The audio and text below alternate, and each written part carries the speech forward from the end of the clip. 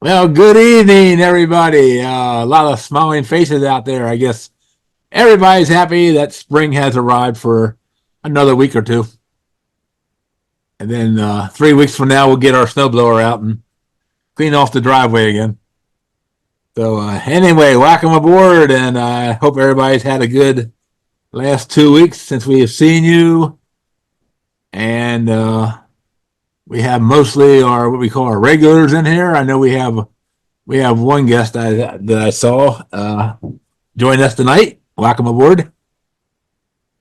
So, Miss Mel, where are you at there? I'm here. Oh, there she is. Okay, I couldn't find you first. I was hiding. What were you doing this past weekend? This weekend, I was running around like a chicken with its head cut off, doing our second weekend of our Maple event. So it was extremely successful. But I am very tired, but it was a great time. We had so many people come out, and I was very thankful for our turnout, for sure. Well, I was going to come down Sunday, but I had a problem.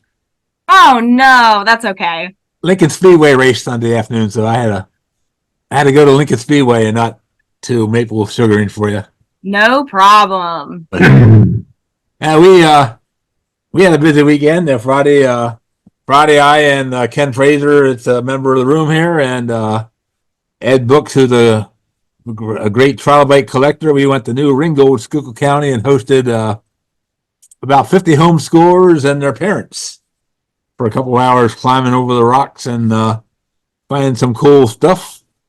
And then Saturday, Valerie and I were at the Rocks for Kids at the Central Pennsylvania Rock and Mineral Club's sponsored event in Lingelstown, and talked about how to identify minerals and made toothpaste using baking soda and Tums and a little bit of water. So by the end of Saturday, I'm pretty much washed out because you got to do the same program over and over again about 25 times for 4 hours straight. So it beats you around, but it's happy to see the smiles on the people's faces. So since I last saw you, Mel, I come up with a conclusion. All right, let me hear it. If the Earth was flat, Okay. the cats would have everything knocked off of it by now. So Probably. I guess the Earth is rounded. Okay. Uh-huh. So, hey, what kind of music do wind turbines like? You're gonna have to give me the answer. They are huge metal fans. That was a good one. I had to stay up all night thinking about that one last night. Yeah, I like that one. That one was good. All right, we'll get started with our intro, if I can find it.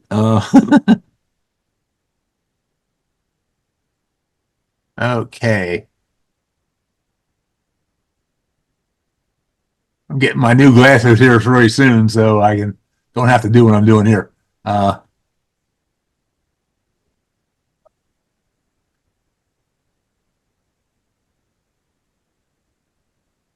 There we go. Okay. So this is the Resume Rock Room, and I think this is episode 122 going on right now. So 122 editions of Zoom Rock Room. Of course, you've met Melanie Tracy and myself, Jerry Jones. Thank you for doing that.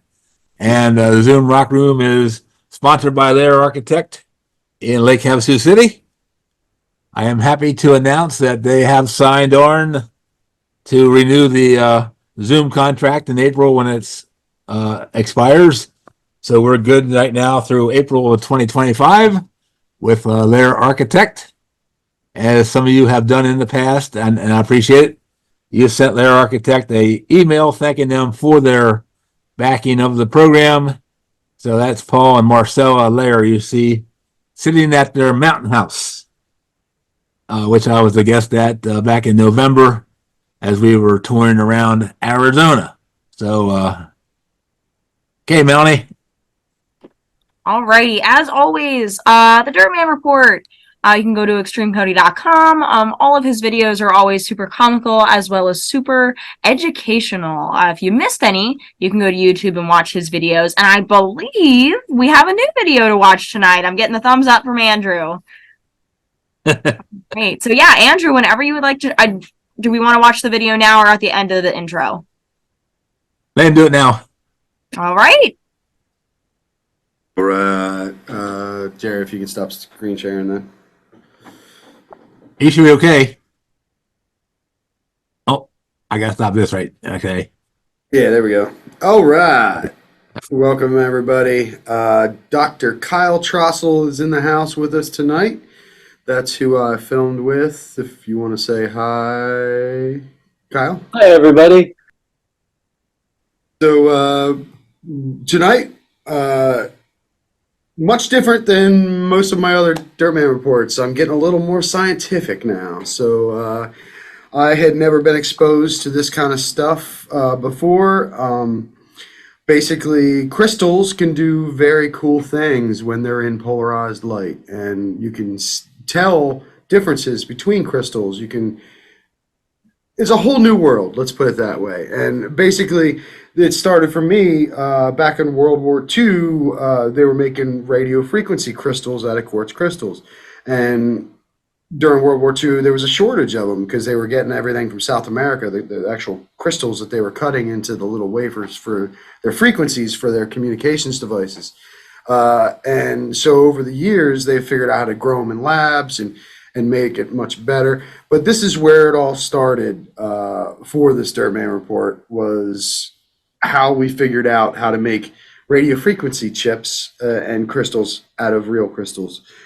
So really cool stuff we got going on here. So without further ado, let me just share the video here and everybody enjoy.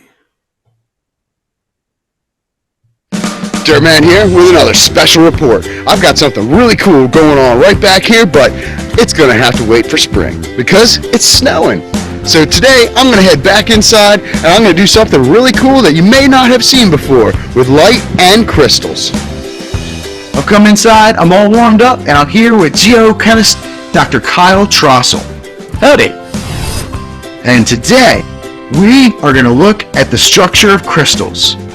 Most people, when they're looking at the crystal structure, they're looking at how perfect it is, double terminated or even twinned, like this Japanese twin here. We are going to go inside the crystal using polarized light, and it's going to look much different than what you think. One of the most beautiful and useful of minerals is rock crystal or quartz. Once used principally for decoration, it is today more than a thing of beauty. The quartz is submerged in oil so that the optic axis may be located and marked.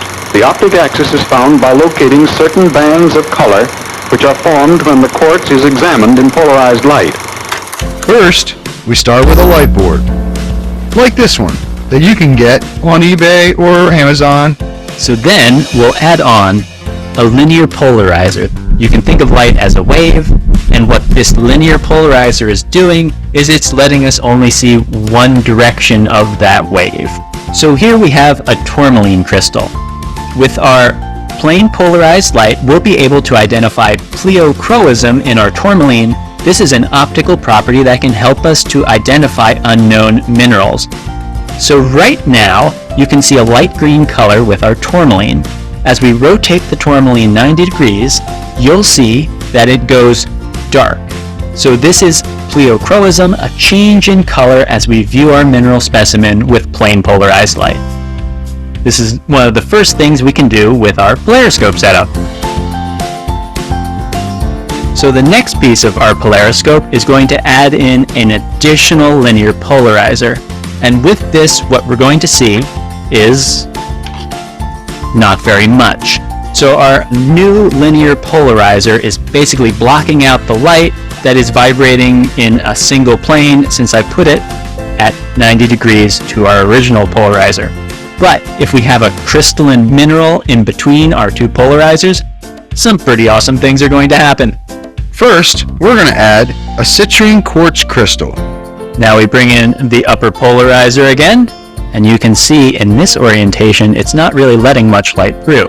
However, as soon as we rotate it, you'll see it starts to transmit light. This is letting us know that our quartz is anisotropic, a fancy word meaning it's different in different directions. Also note that the directions of our crystal go dark and light with respect to the directions of our linear polarizers. So this is telling us something about the structure of our mineral. Also, in polarized light, certain types of imperfections in quartz are revealed by other patterns in color. The triangular patterns indicate twinning of the quartz. Twinning is an imperfection which must be discovered and twinned regions avoided in the finished plates. So we can also use our polariscope to investigate the structure of our quartz crystals and twinning. For this experiment, we are going to use Mohawk diamonds from Mohawk Valley Mineral Mining in New York from the Herkimer Mining District that have been prepared by slicing them into sections and polishing them. This allows us to look down what's called the C-axis, which would usually have the points at the ends. We are currently viewing these in plain polarized light. We'll bring in our upper polarizer and you'll be able to see all sorts of fun going on. What we're seeing here is a combination of the optical activity in quartz along with Brazil law twinning. That's why we're getting all these cool colors and geometric patterns. The geometric patterns are actually those Brazil law twins. So when you think of Herkimer diamonds and being water clears, we call them perfect. What this is actually showing us, the Brazil law twinning is an imperfection in the crystal structure. This is a great example of how optics can be used to see things you can't see with your naked eye.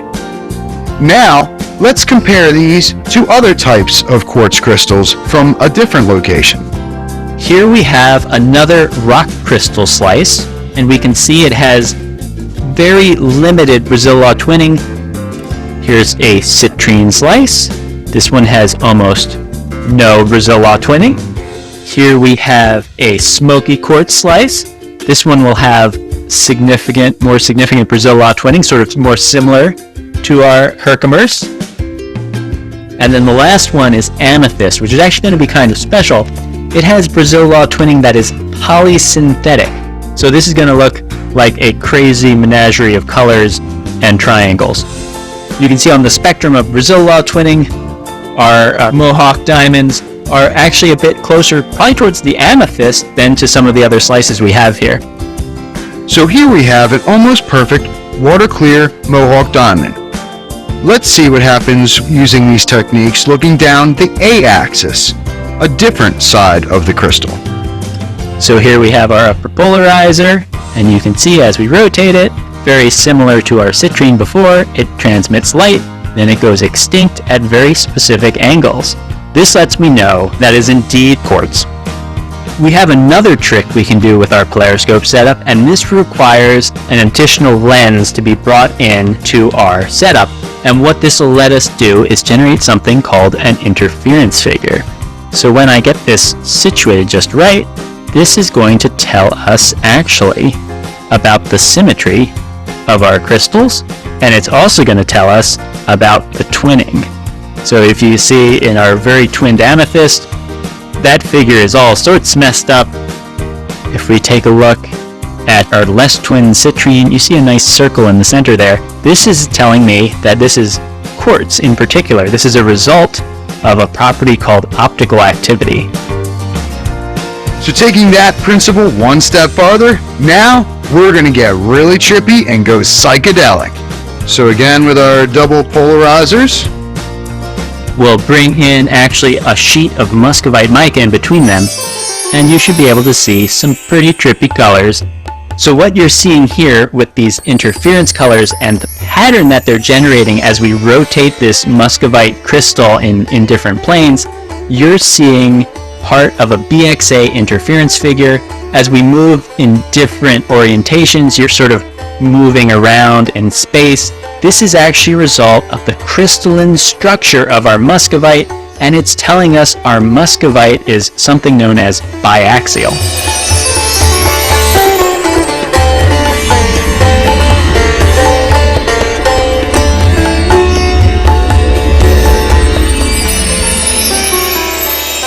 This has been absolutely amazing. I have never seen anything like this before today. Thank you, Dr. Kyle Trossel. This is just absolutely spectacular. Well, thank you, and also thank the minerals because they're very awesome. To learn more about polarized light, polariscope setups, and educational mineral specimens, check out Snellius Minerals on eBay and YouTube. Dirtman here, bringing geology to you with Dr. Kyle Trossel here in York County. Back to you, Jerry. All right. That is a great video there, folks. I guarantee you that.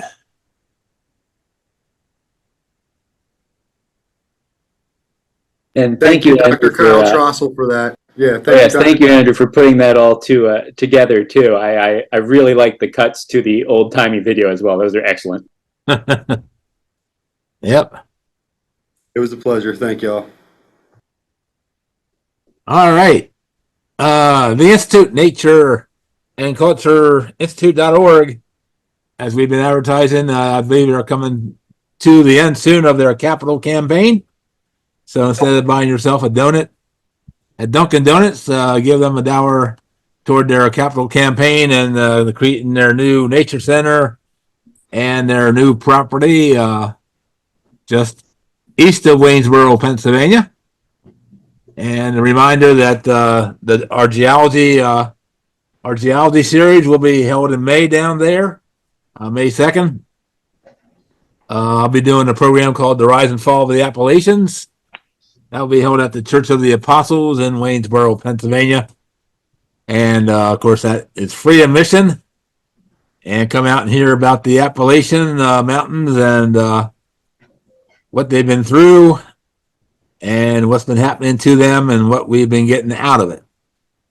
Happy to say that the bus trip for May 11th with myself and Steve Lindbergh is now declared full. So if you need to get on a waiting list, you get a hold of the Institute and just tell them that you like to put on a waiting list. So I just got that word just minutes before we went on the air tonight. We're doing Youth Archaeology Week this summer. Last year we were at Cador State Park. This year we're going to be up in Dillsboro with the Northern York County Historical and Preservation Society and the York County History Center. Have any 6th through 8th graders looking to do something for the week? There's the website. You can go to the Northern York County Historical website and sign up, get all the information. Or we're also looking for adults to volunteer with us to be square leaders and artifact checkers and photographer. So there's opportunities for all ages there. So let me know if you're able to and willing to do something like that. Redline Telescopes with Wade Kraut, a new sponsor coming back on board. He was with us a couple years ago. And if you need to buy a telescope and you want to see it before you buy it, Wade actually uses his house for his storeroom. So he has availability to about any telescope that you want to buy. And he has a big stock of what we call the lower budget type of telescopes in stock already. Zoom Rock Room schedule coming up. The next time we'll see you March 19th. Dr. Kurt Freehoff from Kutztown University going to present a fun program about things that you can see through microscopes, and several different microscopes that they use at Kutztown.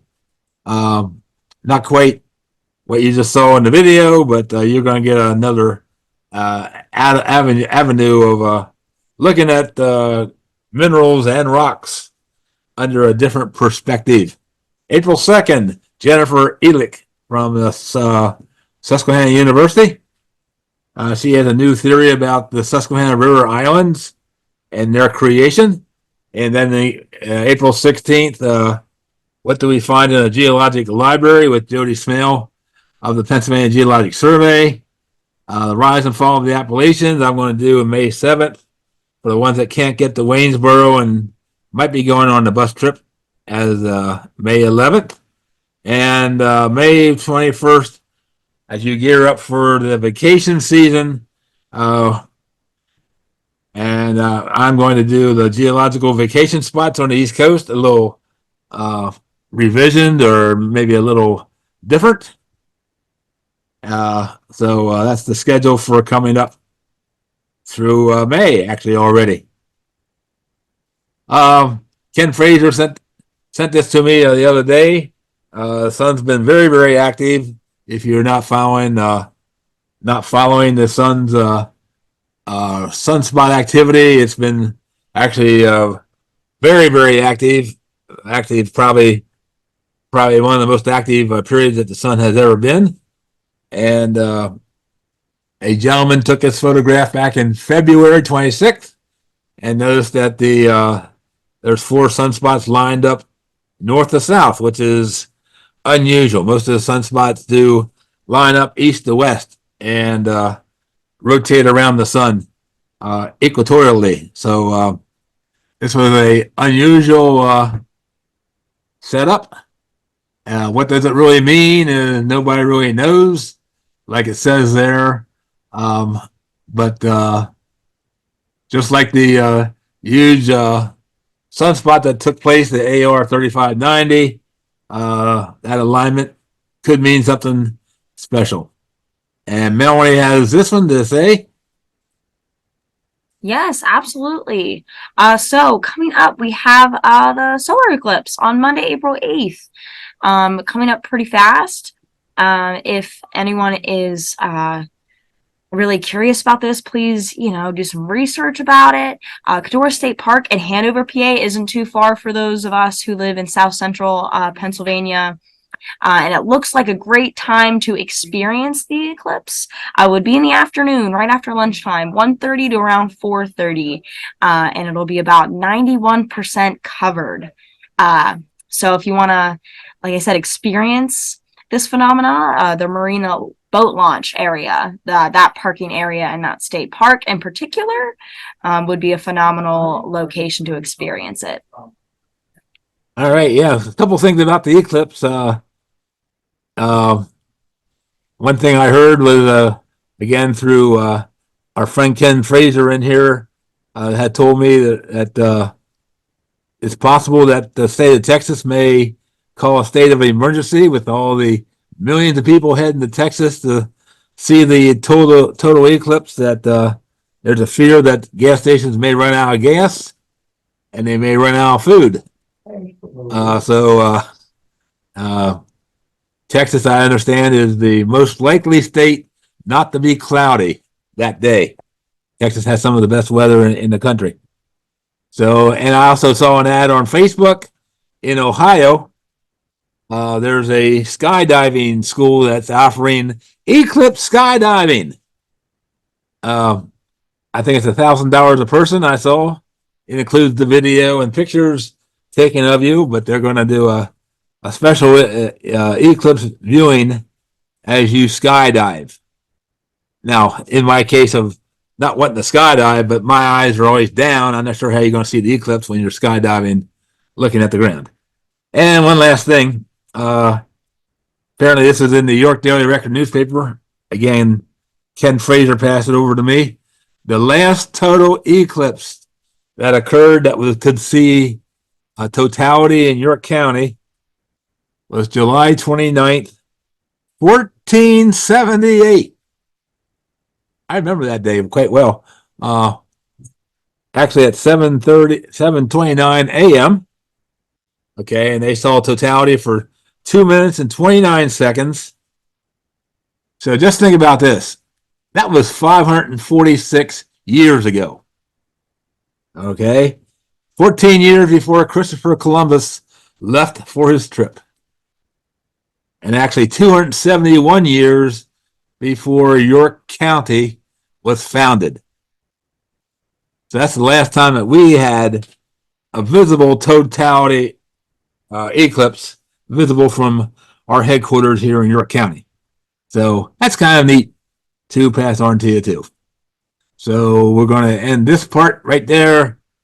And of course, as I've been kidding, April 8th is going to come around here and we're going to have cloudy or rainy skies. So that's always happens with astronomy stuff.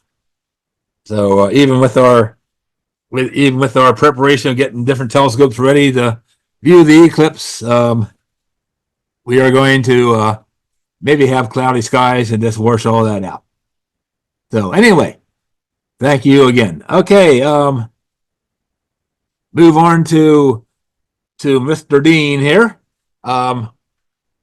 If you were with us back in November, early November, Dean did a program for us on, I believe it was the Devonian life in Pennsylvania rocks.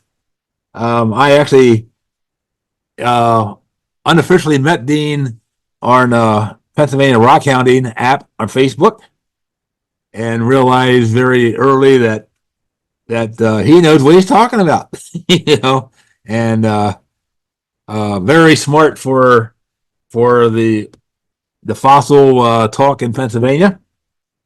So we brought him on, and I did watch the recording when I was able to. And Dean told me he had another program that he was working on, Eurypterids, which is a very interesting fossil in Pennsylvania and New York, as you're going to find out. So I asked Dean to come back now and do this program.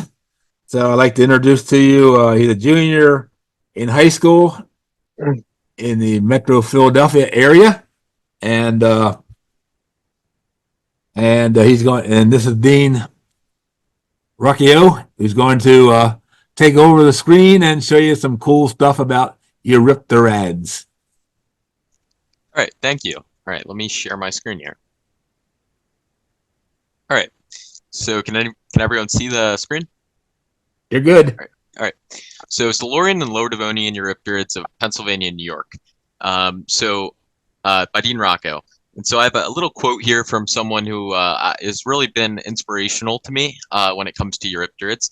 If one does not observe all of the features associated with Eurypterid horizons, the sedimentary structures, the lithology, and all of the associated fauna, then there's no reason to study Eurypterids. Anyone can go into the literature and write a paper on Eurypterids, but unless you are in the field persistently, why bother?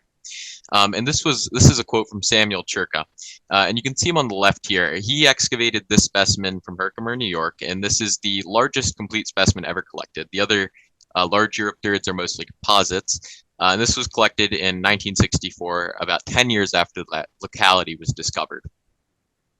Okay, so quickly, what are Eurypterids? So Eurypterids are a very diverse group of extinct Paleozoic arthropods. They're very closely related to horseshoe crabs and scorpions. They're a member of the Chelicerate group in arthropods. They lasted from about 470 to 467 to about 250 million years ago. I put this 470 to 467 in here because just recently a new specimen was found that might push this back a few million years. And then there is some specimens that are from about 480 million years that might also belong to some Eurypterids. But they range in size vastly. The largest individuals grow to about 10 feet. So a few of the larger pterygotids, which are a predatory group of Eurypterids, as you'll see, could grow to about 10 feet in length. Well, the smaller Eurypterids were only about an inch long, even smaller. And so there's about 263 species classified into about 60 genera and 20 families. This number of species, I would say maybe 230 of them are valid. Species can often be split too far in this group, and some species may represent morphotypes. So especially with a lot of the pterygotids, a lot of the species are morphotypes, and have kind of been described, or they've been described too far almost, in a way where very little minute differences are being described. So for an example, Cuteromus macrophthalmus from younger or older rock in New York, and then a Cuteromus kumzagi, which are very similar species, might be morphotypes. Specimens are often found as molts or pieces of cuticle, so a lot of the Eurypterids found are just pieces, generally wherever you go, but on occasion you can find complete specimens in certain environments, which I will talk about in a minute. There's two main groups of Eurypterids. Eurypterine Eurypterids, which are the typical paddle form. This is probably what everyone is most familiar with here. And then Stylorines, which are pedal form, which means that they had walking legs instead of walking paddles, or swimming paddles, I guess.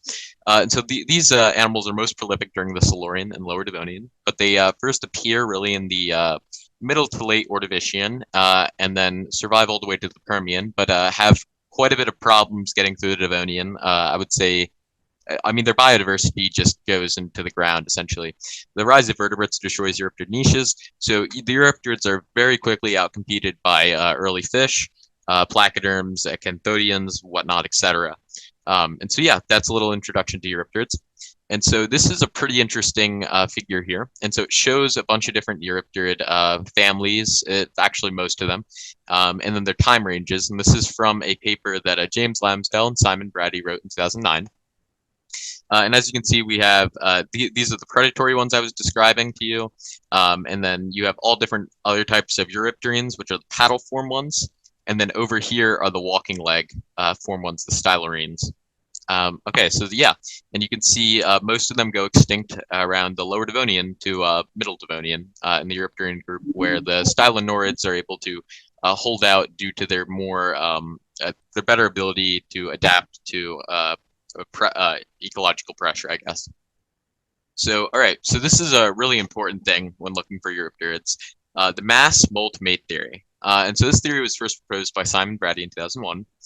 This theorized that Eurypterids similar to Limulus, modern horseshoe crabs, would congregate at restricted marine areas. So in the modern day, that's like the Chesapeake Bay. As you know, if you go down to the beach around this time, maybe a few months with, March, April, May, those months, you'll see a ton of horseshoe crabs, and that's because they're coming to the beach to mate and molt. And Eurypterids are exhibiting the same behavior about 400 million years ago. So this is a very basal form of that behavior. But anyways, they're mostly found in estuaries and sabaka, which is usually a hypersaline sort of lake. It's very restricted usually. In a lot of Eurypterid beds, we find salt hoppers with haulite. So that indicates hypersalinity too. This theory is supported by the number of molted individuals of gender, indicated that females on average would stay a little bit longer at the typical birdie assemblages, which are in New York, to lay their eggs and whatnot. And this again is from Simon Brady's paper in 2001. Most specimens out of the birdie group, Williamsville and Fiddler's Green Formation, which are the two big Eurypterid horizons in the birdie, represent excavae molts. This is true for Pennsylvania horizons as well. Primarily the Keys are in Tenalloway. Some of the preservation in the other units makes it a little bit dubious, but likely the Mifflintown and Wills Creek will also be the very similar, where all the specimens are molts. All right, so then finding these areas or near them will produce prolific faunas of Eurypterids. And so that's like the really big thing here. Finding where these areas are is the key to finding Eurypterids. And so this has been kind of the task I've been undertaking lately, or essentially my whole life, because this has been what I've been really interested in. So Eurypterid occurrences kind of in our area. There's a few things in here that are a little bit like kind of just random. So we have Big Hill up here, which is an Ordovician horizon. There's two species of Eurypterids from there. I don't think either of them are described yet, but this is Upper Ordovician, and this represents a mass bait bolt assemblage of a very similar group to Eurypterids called Chasmotasbids. But anyways, the Reidsville Shale and Utica Shales, Reidsville kind of just runs throughout Pennsylvania, and so does the Utica Shale in New York. They both host a large predatory Eurypterids that belong to a group called Megalograptidae. The Utica Shale specimens are described. Encagnathus clevelandi is the exact species, and the Reidsville Shale specimens are still undescribed, and I'm working on that currently. Anyways, the Silurian, so some of these are also not bait bolt assemblages. These two aren't, this one is. And then I'll go through this one and tell you which ones aren't. This one isn't. But the Rochester Shale is important because it is a Middle Silurian horizon in New York, and it has a very prolific fauna of crinoids, trilobites, etc. And they've also found a few carcinosomatids in this unit, which is pretty significant because that can help with age correlation. I think they're paracarcinosoma, but they also might be rhinocarcinosoma for the genus. The Ilion Shale is also very significant in New York because the fauna very much matches up with the Mifflintown Formation in Pennsylvania. And so these two horizons kind of very well correlate together. And the fauna present could have larger time ranges, but that is still to be determined. But I believe that these two units are very similar in age. And then the Vernon and Syracuse are the bottom of the Salina group in New York. These are Eurypterid bearing both. The Pittsford Shale at the bottom of the Vernon. And throughout the Syracuse, there's beds of a specific Eurypterid called Waringopterus. I believe Eurypterus has also been found in those beds.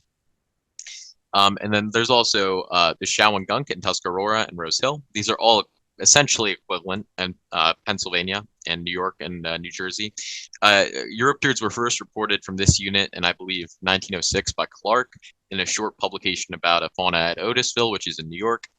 Since then, the Shawangunk fauna has really been pretty well looked at in New Jersey, and then even in Pennsylvania, there are quite a few sites for the Shawangunk. And then if you follow that formation, west, you run into the Tuscarora and Rose Hill. And these are essentially equivalent. The Tuscarora also hosts the Eurypterid fauna, and these are both mass mate molt assemblages. And the Rose Hill does have a horizon too, but I haven't made too many observations on it yet, other than seeing a few museums and or a few specimens in a museum collection. Sorry. So then the Wills Creek, Mifflintown, and Mifflintown Formation, these both have Humilera faunas in Pennsylvania. And this one kind of matches up with the Vernon, and as I said, this one matches up with the Ilion Shale. And we will talk about these a little bit more later. The Fiddler's Green Formation is a big Eurypterid bearing unit in New York. There's actually a commercial quarry that digs into this horizon, and I actually work for the owner of the quarry and go up there every summer and dig Eurypterids with him. It's a very fun time. Then the Williamsville, which is very similar to the Fiddler's Green, but is considered a Lagerstätte because they found quite a bit of soft tissue there, including complete fish. There's an acanthodian they found there that was complete. It was absolutely beautiful. I should have put a picture of that in my presentation. But anyways, then the Tenalloway Formation. So this guy really correlates the Fiddler's Green and Williamsville. I think it's a little bit older than both of them. But this is our Eurypterus horizon in Pennsylvania, so this correlates to the Fiddler's Green and the Williamsville.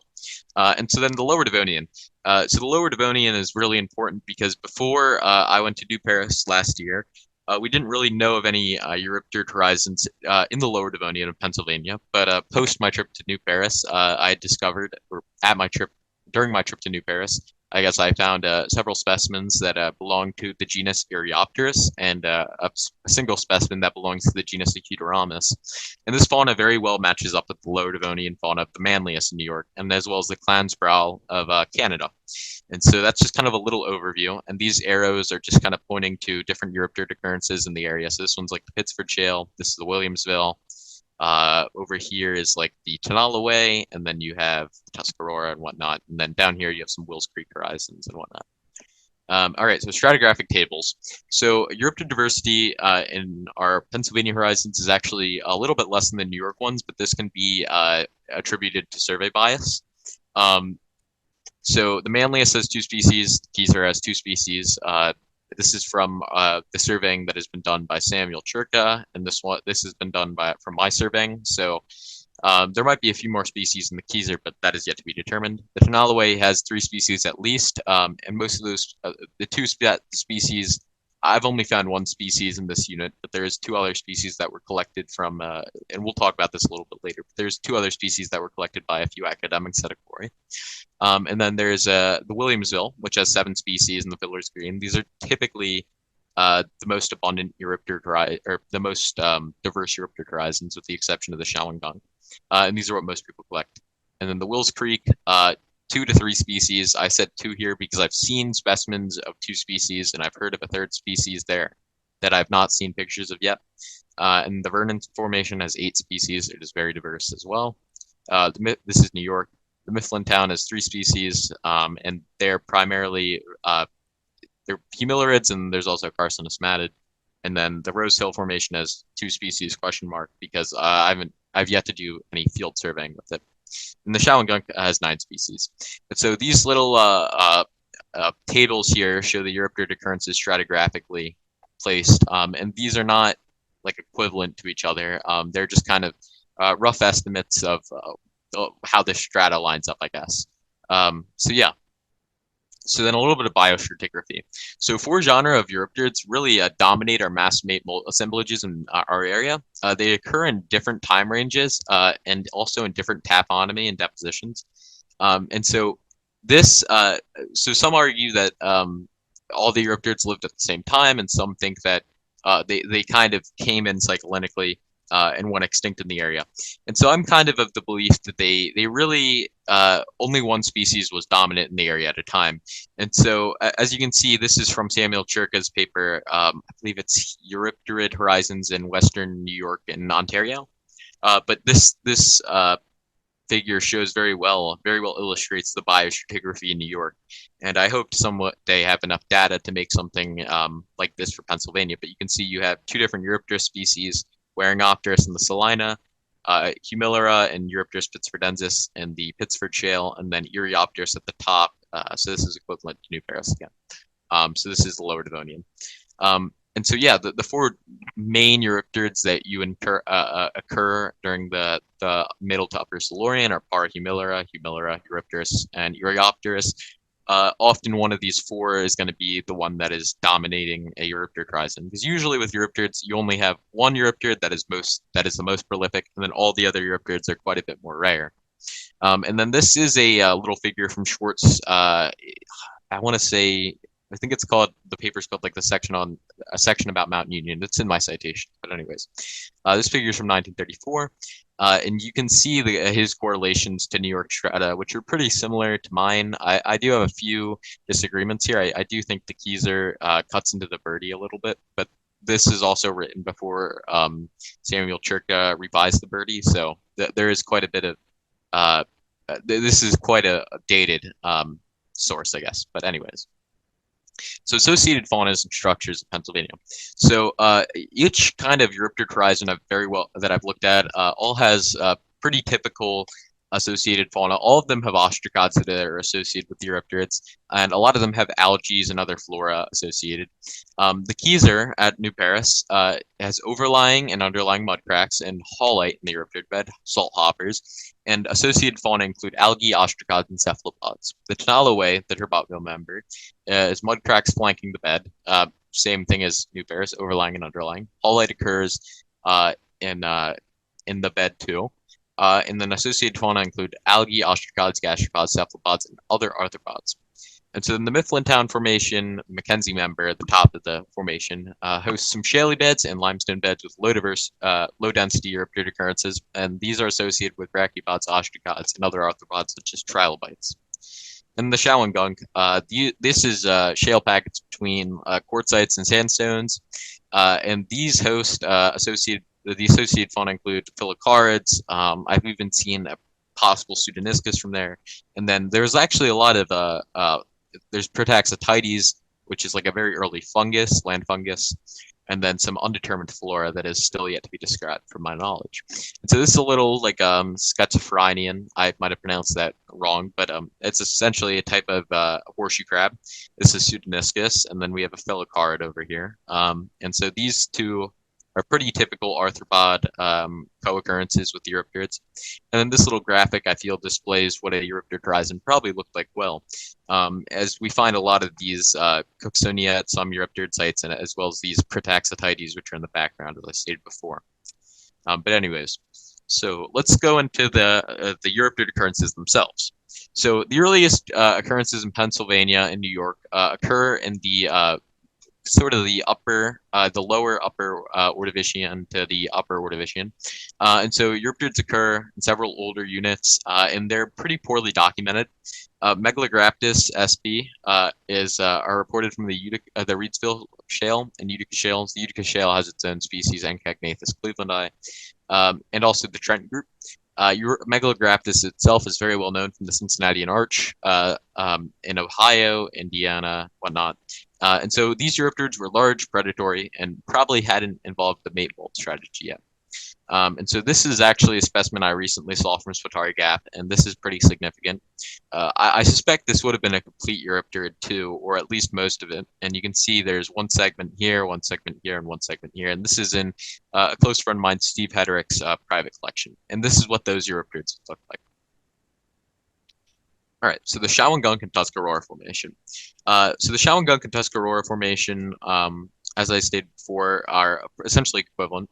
The Eurypterid horizons are found in shale packets in the middle member of the Tuscarora, or the Shawangunk, and can be those same shale packets can be found at the base of the Tuscarora at a few outcrops, and then as you go further into western Pennsylvania, they kind of get higher up into the unit, I guess. So they get closer to the I'm Rose Hill. watching by holding completely still and not breathing. And then, so anyways, there's 9 species of Eurypterid that are present in the Shawangunk.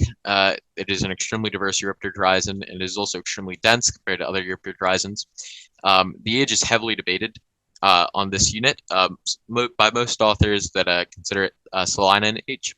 Clark 1907 suggested Salina age due to a similar fauna in the Pittsford Shale. Van Ingen in 1911 suggested Medina age due to the occurrence of the index worm burrow fossils. I think I forget the exact genus, so I'll just skip that. And then Schwartz 1932 describes the Shawangunk as Upper Medina / Clinton.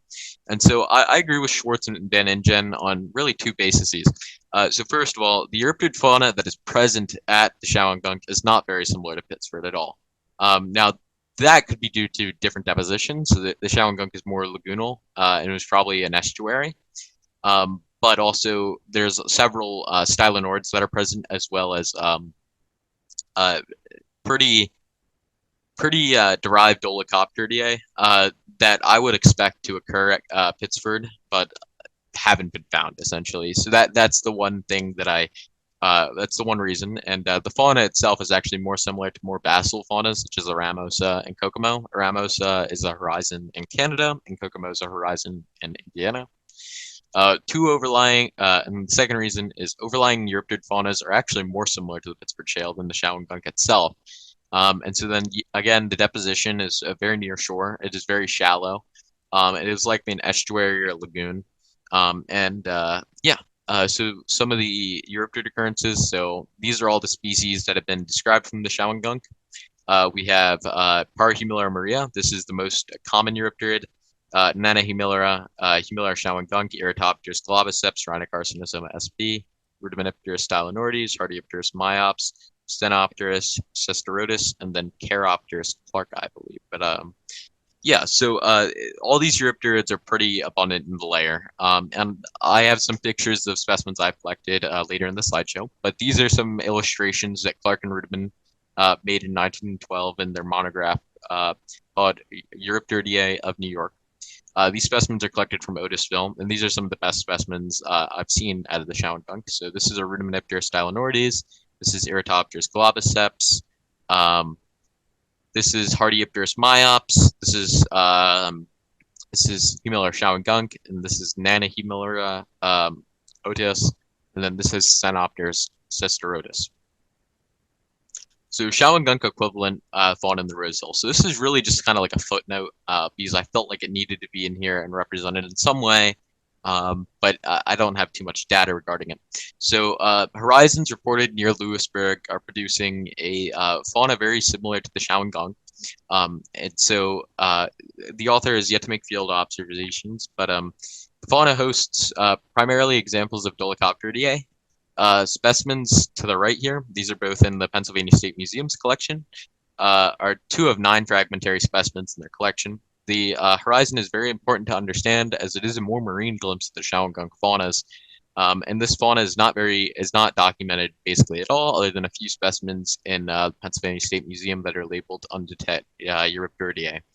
So this one is probably either Nana humilera, which is not a Dolichopteridae. Nana humilera or Charopterus, and then this one I'm pretty sure is a Rudimenipterus. All right, so then pre-Salina group correlations in the Mifflin town of Pennsylvania. And we're also going to add in a little bit of the Wills Creek here. So the pre-salina fauna in New York is observable in the Ilion Shale. Of New York, Parahumilera, Humilera, and Rhinocarcinosoma occur in these beds, as Chirka 1990 reports. The fauna present in the Ilion Shale is strikingly resembles that of the Mifflin Town Formation in PA. And the Mifflin Town is somewhat described in a way. There was an author that wrote a little article for Pennsylvania Geology in 1978, Emily Giffen, about a specimen. It's right here in Pennsylvania State Museum. And she labeled it Eurypterids ramiphes, but it is clearly part of Humilera maria. That's just something that Eurypterids have very minute little things that, like details that people can look over, I guess. And so another look at this horizon would be very important in properly describing it. Anyways, these faunas are probably correlate, and the Eurypterids occur in the upper portion of the Mackenzie member in Pennsylvania. It can be inferred that the equivalent strata to the Pittsford Shale, which is another big Eurypterid horizon in New York, is at the base of the Bloomsburg Formation, but this is still a dubious topic. But that is where I would expect to find a very similar to Humilera, or a very similar Pittsford fauna. And then this is a really important piece.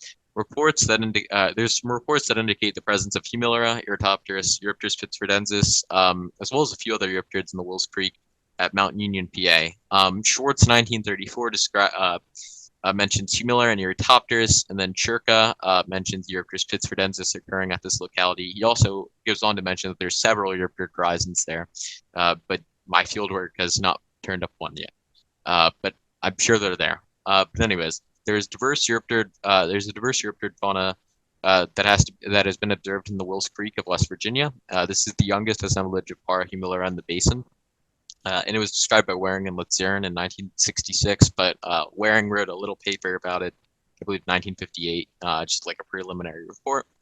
And so a diligent investigation of the strata could provide better insight into the lower salinic correlation. And so this is a specimen collected by Sam Chirka. This image is courtesy of the Yale Peabody Museum. And you can see this is a Humilera. The eyes are on the sides of it, rather than being like here if it was a Parahumilera. They'd be more in the center. And then this is a Parahumilera from the same site. And Sam also collected some pieces of Rhinocarcinosoma, which also occurs in the Ilion Shale, but I did not put a picture of that in here. And then, of course, the Parahumilera. And then here's me excavating some Eurypterid beds there. I found a few pieces and a few heads, but it's very difficult getting into that rock. So the Upper Tenalloway and Lower Keezer. So the occurrences of Eurypterids in Pennsylvania's Tenalloway are not new. Brazzo 2014 describes a very large assemblage of Eurypterids from the Winfield quarry, but further surveying is revealing that a more complex system is present than previously interpreted. A Eurypterid horizon at the Winfield quarry hosting a Eurypterus fauna was described again in 2014 by Brazzo, Trop, and Carl Brett.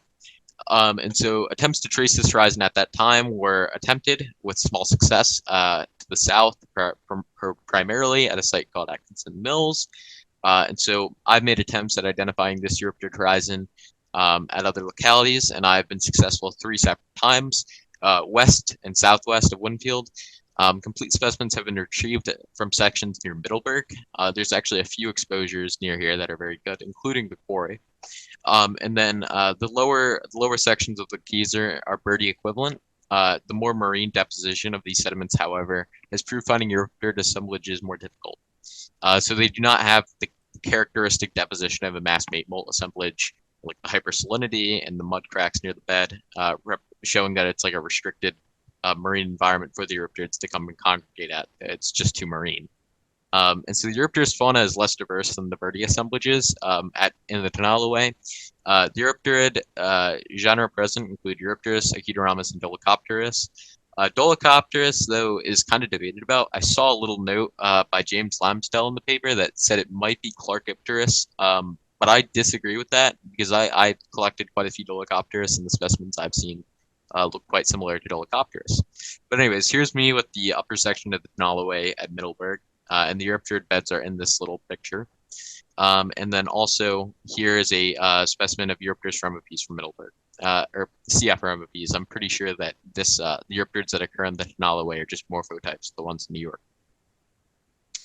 So finally, we're on to New Paris, perhaps my favorite Eurypterid horizon in Pennsylvania. So a series of shales and water limes sit at the top of the Laval member and produce the only identified lower Devonian Eurypterid occurrences in Pennsylvania. Specimens of 2 species have been identified. The most abundant Eurypterid present is Eurypteris, undetermined, which is likely Eurypteris macrophthalmus, which is the one in New York. It's just a morphotype in Pennsylvania. The more rare being Acutoramus, undetermined. Eurypterid remains here are extremely rare, and I would say I've spent 20 hours of digging there, and I've found maybe a dozen pieces and 3 heads of Eurypterids. So they're not common at all. Claypool in 1884 actually reported a specimen of Pterygotus from Juniata County with poor stratigraphic detail. This specimen, I believe, potentially is from the same horizon as New Paris, but that's still dubious. I believe this because the specimen Claypool describes, he describes it from a waterlime unit, which New Paris is. And then furthermore, he also claims that the stratigraphic position is Heldenbergian, which at the time would make sense because would make sense for them labeling the stratigraphic position of the horizon, because it sits right below the Old Port Formation, and the Old Port Formation holds a very typical Heldenberg fauna. And so Claypool specimen is actually Acutoramus, and this is Claypool's specimen up here, rather than Pterygotus after analyzation by the author. And I could tell this by this piece right here, the metastoma, and then the gnathobase, and also some walking legs here. It's a very neat specimen, actually very complete if it is from the horizon too. And then this horizon was only identified in 2023, so like there isn't too much data about this yet, but as I'm collecting it more, there will be a lot more things to be found. And so here are 2 Eurypteris carapaces. These were collected by me the first time I was there. This one has 2 walking legs, and I actually believe some of the body is here on this one on the negative, so I've been starting to prep it a little bit with an air abrasive, but I've been very cautious about it because I do not want to ruin the specimen at all. And the rock is pretty difficult. So then here is the Laval member at the upper section of the Keyser at New Paris. The Eurypterid horizon is about right here, maybe a little bit higher, and it's in a waterlime unit. And so yeah, that's New Paris. And so here's a little Eurypterid gallery for us to look at. And so this is going to give us a little bit more context into what these Eurypterids are looking like from Pennsylvania. So this is Ordovician to Shawangunk age Eurypterids. And so this is a specimen of a megalograptid from New York. And this kind of represents what we really find when we find megalograptids. Usually just a scrap piece of cuticle or a piece of a pterygite. And so this is from the Utica Shale and Holland Patent in Oneida County, New York. This image is courtesy of the National Museum of Natural History. This specimen was collected by James Hall, I believe, in the late 1800s. But anyways, here's a specimen of Megalograptis undetermined, as you guys saw earlier. This is from Swatara Gap, the Reedsville Shale in Lebanon, Pennsylvania. And this is the best specimen I've observed from there. There's 3 complete segments, and on the back there is a partial carapace. And this specimen was collected by Steve Hatterick a while back from Swatara Gap. Anyways, here are the Rose Hill Formation specimens again. So you have the Rudimenipterus, and then also the possible Chiropterus or Nanohemilera. And you can see the similarity between this specimen and this specimen. This is a specimen of Rudimenipterus from New Jersey in the Rutgers collection that I was looking at. And then here's some specimens from the Shawangunk I've collected myself. So this is a Parahumilera Maria. This is the most common species. The picture isn't great, but also the preservation makes it very difficult to see these things. And so it's very small. It's about 1 millimeter long, but you can kind of make it out right there. And here's a specimen of Humilera Shawangunk. And there's also an Eurypterids colobiceps. It's a partial carapace right here.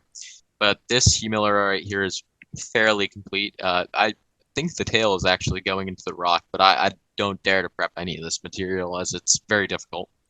And then here's an Eurypterids colobiceps carapace. This is just, again, just a head with 1 segment. And this is the Pterygoda to the horizon. So these guys were the biggest guys, and they were the predatory guys of the horizon.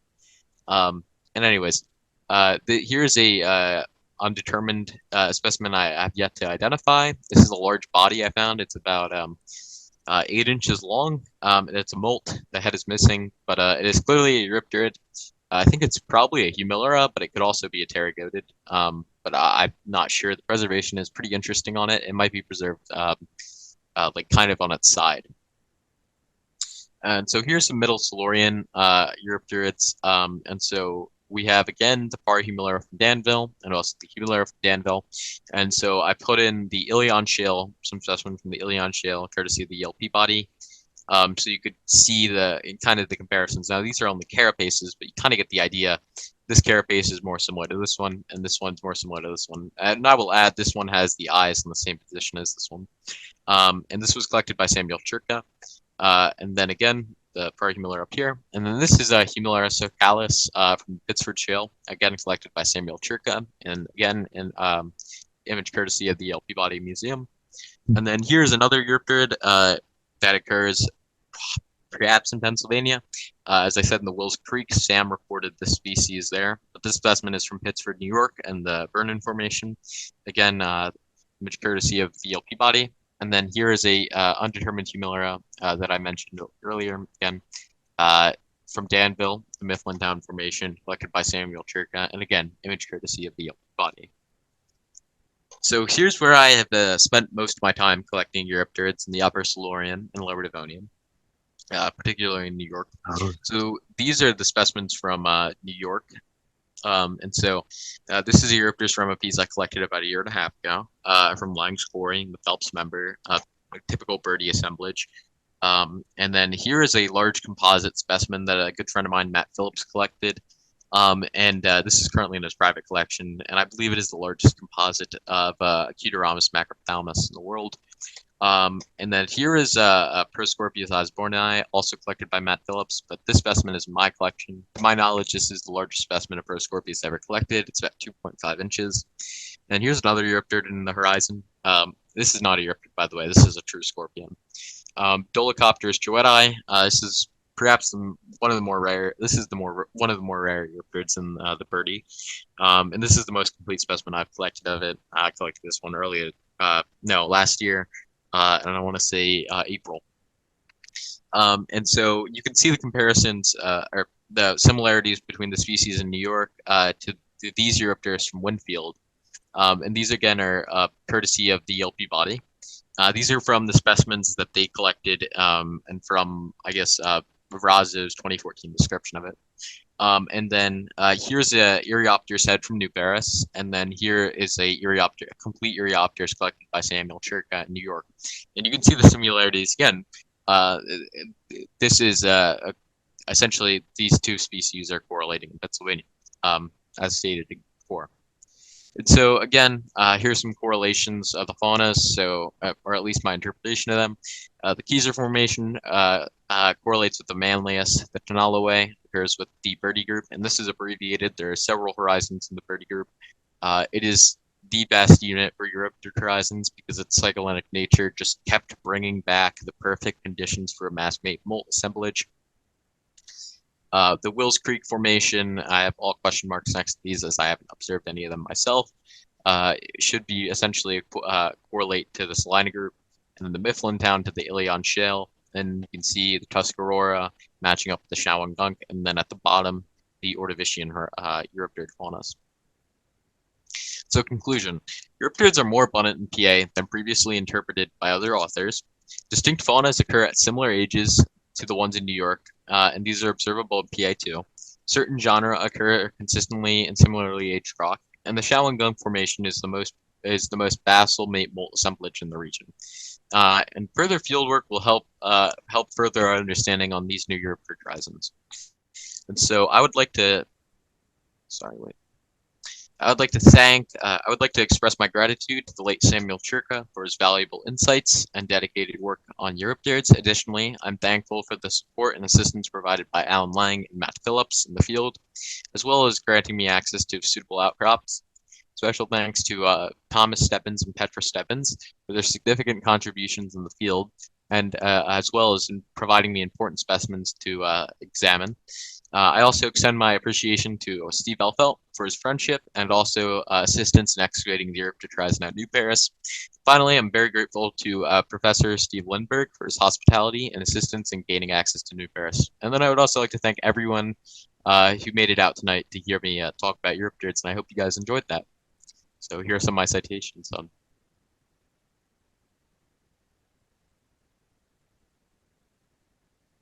All right. Anybody have any questions you want to put into the chat? We can read them.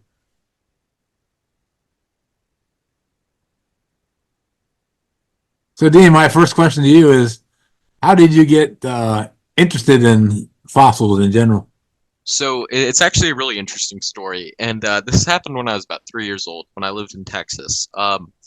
Me and my mom were walking through a grocery store of any place, and I saw a book about scorpions on the shelf. And from that moment, since I've been in love with everything arthropod related, I'm just simply obsessed with Eurypterids and scorpions and their related faunas, I guess. Got a question here. Is any of the places that you talked about, are they open to the public? Well, they're all on private property. But I believe you can go to New Paris with clubs pretty. I think you guys go to New Paris quite a bit, I think. So if you have interest in collecting Eurypterids, New Paris is not a bad choice. But it is very difficult there. A lot of the other sites for Eurypterids have been closed or are very kept secret, and this is due to over collecting, and then also there have been quite a few sites that we've had closed due to people coming and then not talking to the landowner or just kind of being disrespectful and whatnot. And this is that sort of thing can get sites closed. So people are often very protective of their sites when they're on private property and whatnot. So for the most part, no, they're not public. Okay. Steve, I'd like to know, is your goal to eventually publish on this material? Oh, absolutely. So I mean, I've been trying to publish this throughout my whole teenage years. And the big thing with this is I've collected a lot of specimens of Eurypterids, but there's still so much that I have to collect. The Wills Creek stuff and the Mifflin Town Formation are really the two, I guess, keystones that are holding me back right now. But yes, I have a few manuscripts that I've been working on that I hope to get published either before I'm in college or when I'm in freshman year of college. I'm in charge of the Pennsylvania Phil Conference this year for geologists, and we're looking for articles for the Phil Guide. So, Oh, well, I would be more than willing. I'd be more than willing to write one up, then maybe. that will be due in end of July, actually. Oh, good. So I'll have some time in the summer to do it. Just All keep right. that in mind. That's a possibility if you want to do that. Yeah. All right. That sounds great. Lots of accolades to you. Great program. People are saying. Thank you, everyone.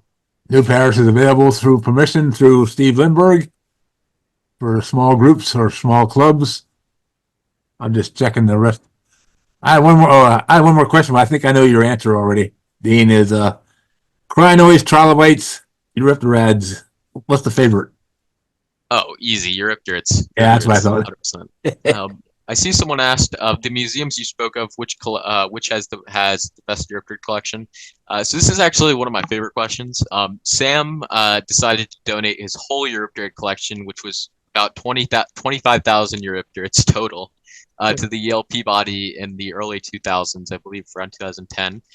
So they do have the best Eurypterid collection. Like, yes, the Yale Peabody is an absolutely incredible Eurypterid collection. Huh. Wow. Yes, when I do publish, I'm going to donate all my specimens to a repository, but probably the Yale Peabody again. But then, yet again, I haven't donated them yet, as I would like to keep some of the information data that I have regarding some of this stuff quiet, I guess. To keep other people from publishing on it.